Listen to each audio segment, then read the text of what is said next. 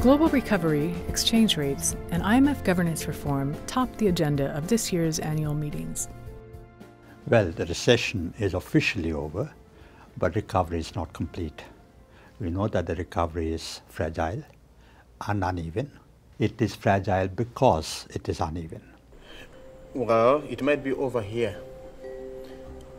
Back in Africa, where I'm coming from, in Malawi or in Zimbabwe where I do work, I'll tell you that the effects are coming clear now. I'm more worried than I have been in quite a while, and I suspect I'm not alone.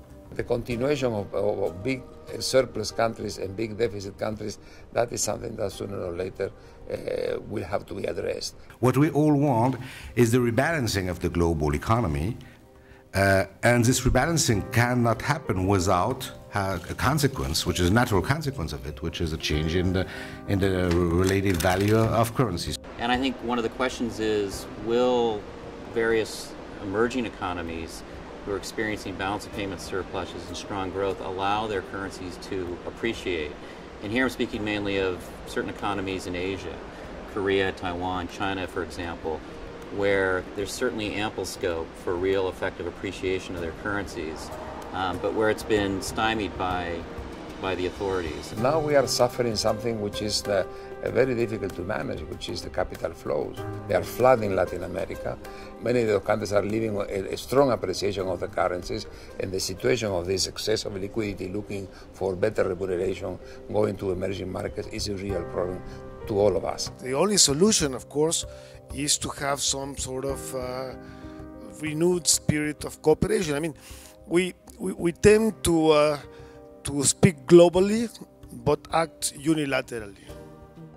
To reflect the reality of the global economy, member countries discussed giving greater voice to emerging markets and developing countries.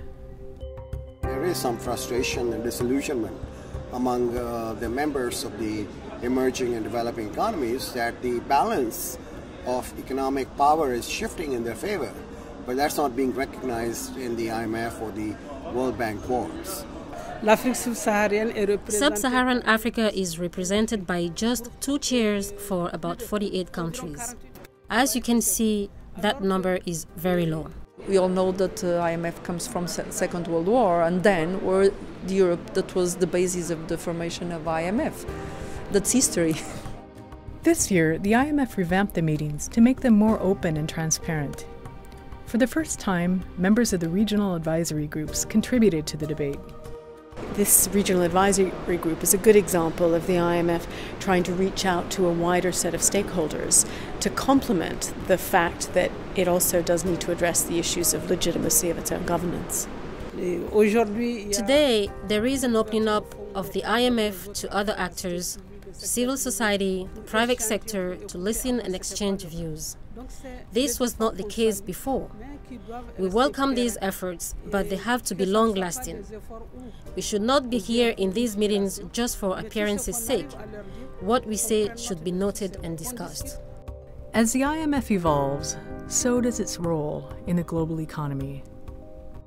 The debate, I think, now is how do we make the IMF and the World Bank be what they are supposed to be.